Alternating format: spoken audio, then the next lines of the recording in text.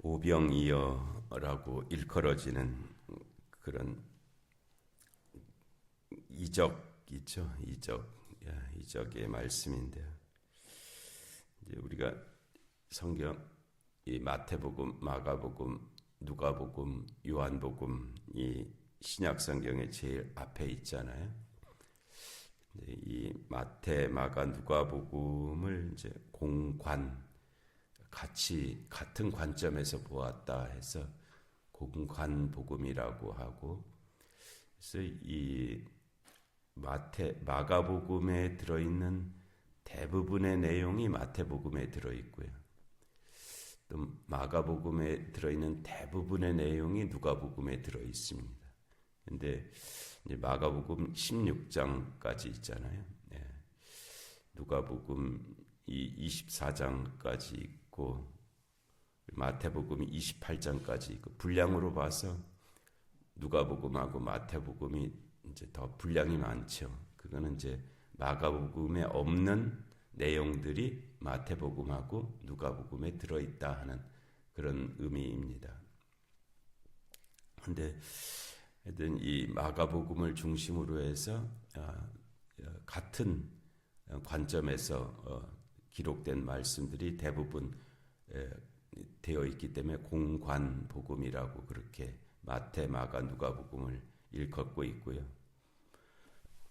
근데 요한복음은 이제 사복음이라는 표현을 쓰기도 합니다. 네 번째 복음서다, 그런 뜻이거든요.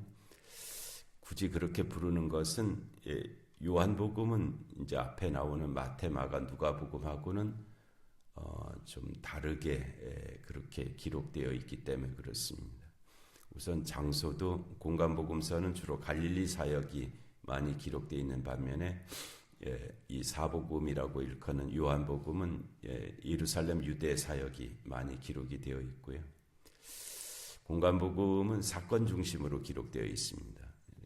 어느 사건이 일어났고 그 다음 사건이 뭐고 이렇게 해서 이제 예수님의 탄생서부터 저 십자가 부활까지 이렇게 쭉 이제 연대기적으로 기록되어 있는 그런 형태를 가지고 있는데, 이 사복음서는 그 사건보다는 예수님의 그 설교, 이 어떤 주제에 대해서 하시는 말씀들, 뭐 이런 것으로 이제 기록되어 있는 것이 이제 이 사복음서에 해당하는 요한복음의 특징이고요.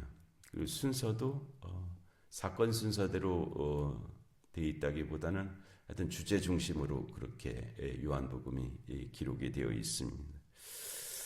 그리고 뭐 이제 그 마태, 누가복음은 예수님의 탄생 기사가 기록되어 있잖아요. 그리고 족보도 기록되어 있고, 물론 이제 마가복음은 그게 생략되어 있죠.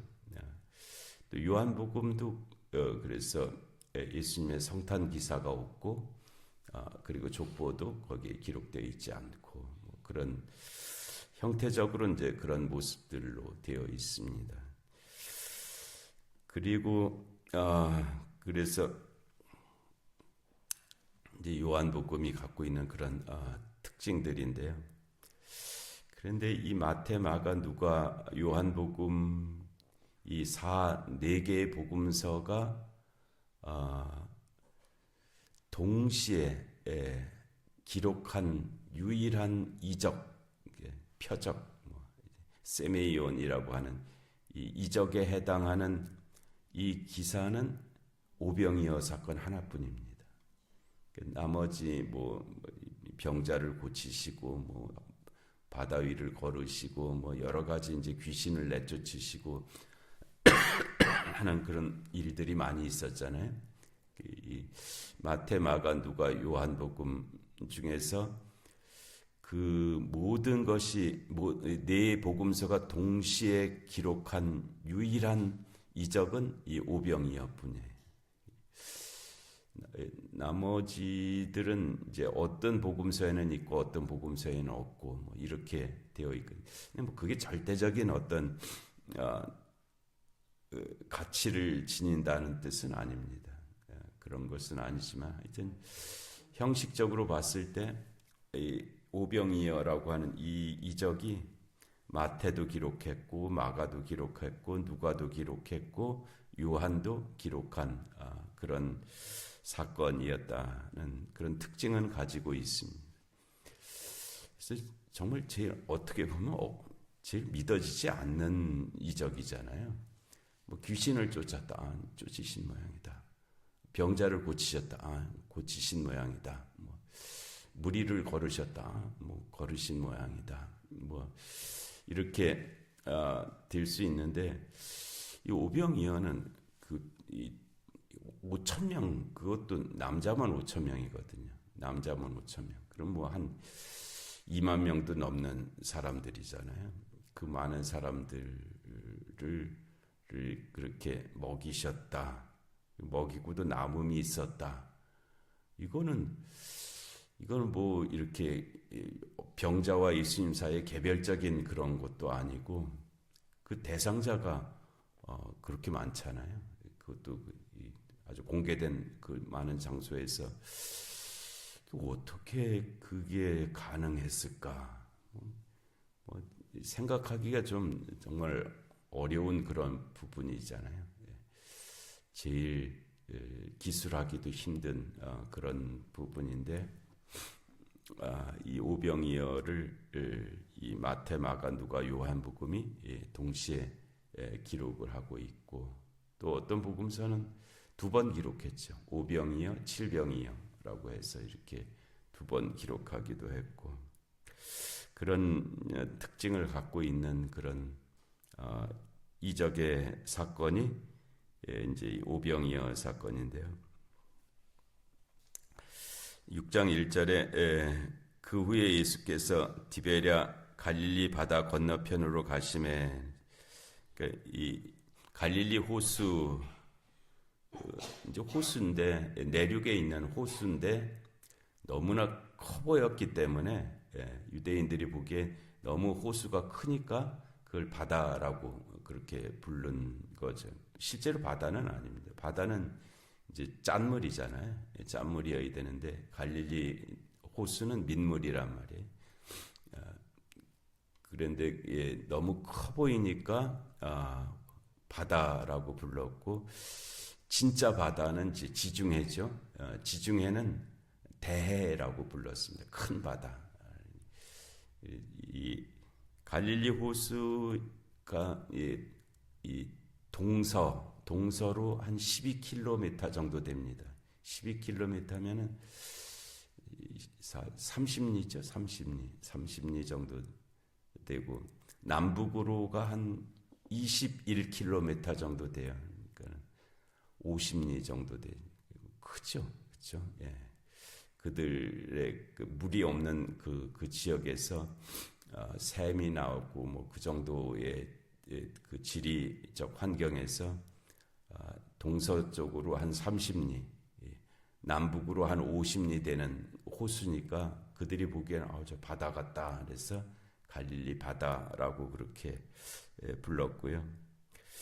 그래서 디베랴의 갈릴리 바다 건너편 이건 이제 디베랴는 이 갈릴리 호수의 서쪽에 있는 지역이고요. 그거의 건너편이니까 이제 갈릴리 호수의 북쪽인데 북동쪽 갈릴리 이 오병이어 사건이 일어난 곳이 이제 베세다 들녘이라고 그렇게 공간복음서에는 돼 있는데 베세다는 갈릴리 호수의 북동쪽에 있습니다. 그래서 디베랴의 갈릴리 바다 건너편 여기가 이제 베세다를 가리키는 곳인데요. 거기에 가심에 큰 무리가 따르고 있었다. 이 예수님을 따랐던 사람들이 이제 무리가 있고요. 그 다음에 제자가 있고, 그 다음에 사도가 있고 그렇게 분류가 될 수가 있습니다. 이 무리, 오클로스라고 하는 이 무리들은 그냥 가장 기본적으로는 예수님이 이적을 행하시니까 따라다닌 사람들이. 예수님이 이적을 병 고치는 이적, 귀신을 쫓는 이적, 뭐 또 이렇게 자연을 다스리시는 이적, 뭐 이런 이적을 행하시니까 그 예수님을 그래서 따라다녔던 많은 사람들을 오클로스라고 그렇게 부릅니다. 그래서 큰 무리에 해당하는 사람들이고요. 그 무리에 해당하는 사람들, 이제 이 오병이어 때도 그래서 이 큰 무리가 왔었잖아요. 근데 이 큰 무리 오클로스는 예수님에 대한 이적 또는 기대, 뭐 또 자기에 대한 유익 이런 것이 사라지면 바로 또 사라지는 사람들입니다. 이 무리라고 하는 사람들은 자기한테 무슨 유익이 없다 싶으면 이내 사라지는 사람들이 이 무리에 해당하는 이 사람들입니다. 근데 이 무리 중에서 이제 예수님께서 택하셔서 훈련시킨 사람들, 이 사람들을 마테타이 제자라고 부릅니다. 무리는 많은데 제자는 아주 적죠. 아주 적은 사람. 그렇다고 꼭 12사람만을 제자라고 하지는 않습니다. 근데 예수님이 택하시고 훈련을 받은 사람들이 이제 제자들이고요. 이 사람들 아주 적습니다. 아주 적은 무리고 그 제자들 중에서 보내심을 받은 자들, 이 아포스톨로스, 이 사도라고 부르는 사람들이 있습니다. 이 사람들은 예수님께서 가셔야 될 장소인데 대신 보낸 사람들을 이제 사도라고 그렇게 부르고 있습니다. 오클로스, 마테타이, 그다음에 아포스톨로스, 무리, 제자, 사도 이런 개념으로 이제 이어지게 되는데요. 여기에서 이제 큰 무리가 예수님을 따르고 있었다는. 왜 따랐냐면 이는 병자들에게 행하시는 표적을 보았음이로라. 세미온이라고 하는 표적. 예수님께서 저 갈릴리 가나의 혼인집에서 물로 포도주를 만드신 표적. 그것이 이제 이 세미온인데요. 병자들에게 행하시는 표적을 보았기 때문에 이제 예수님을 그렇게 이제 따라다니는. 지금도 뭐 어디서 뭐 안수 기도하면 병이 낫는데더라 하면 많이 가잖아요. 많이 찾아가고.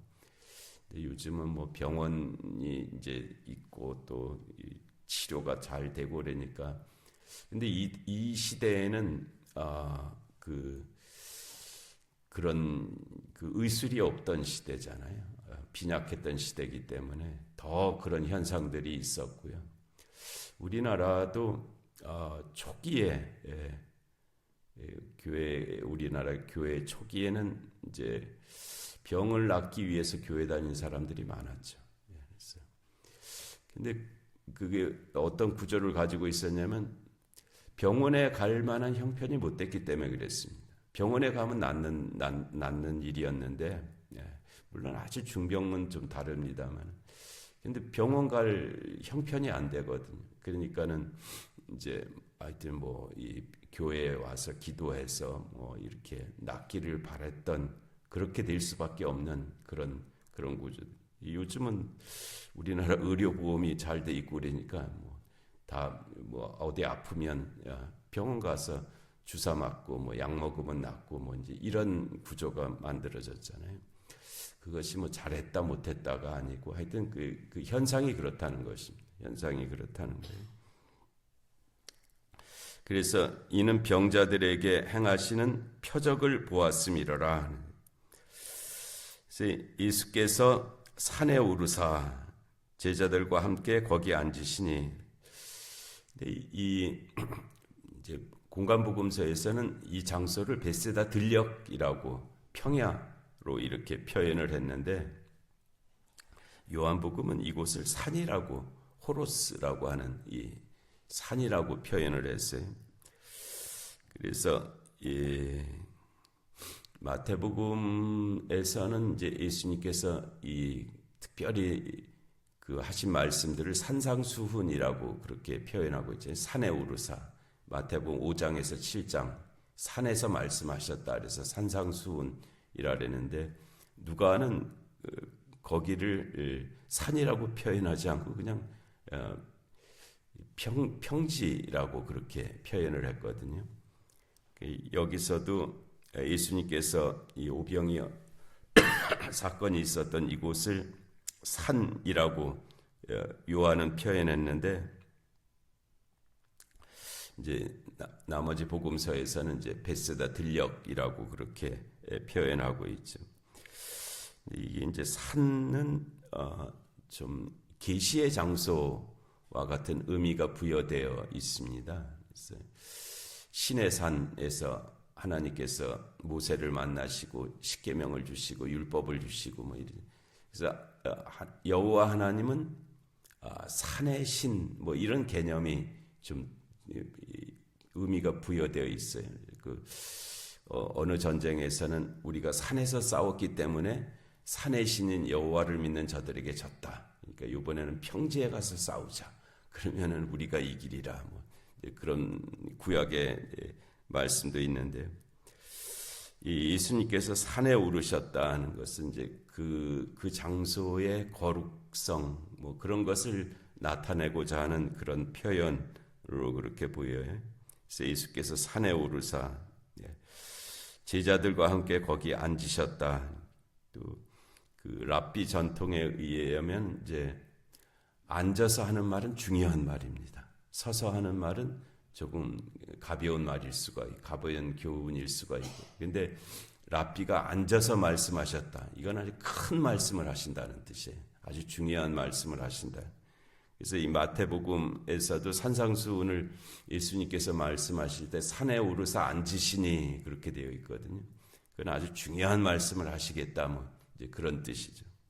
여기서도 예수께서 산에 오르사 제자들과 함께 앉으시니 마침 유대인의 명절인 유월절이 가까운지라. 그래서 이렇게 많은 무리들이 이제 모이게 된 것은 예수님의 이적을 보기 위함이기도 하지만은 또 아마도 이때가 이제 이 갈릴리 쪽에서 저 예루살렘으로 가는 그 유월절 행렬들.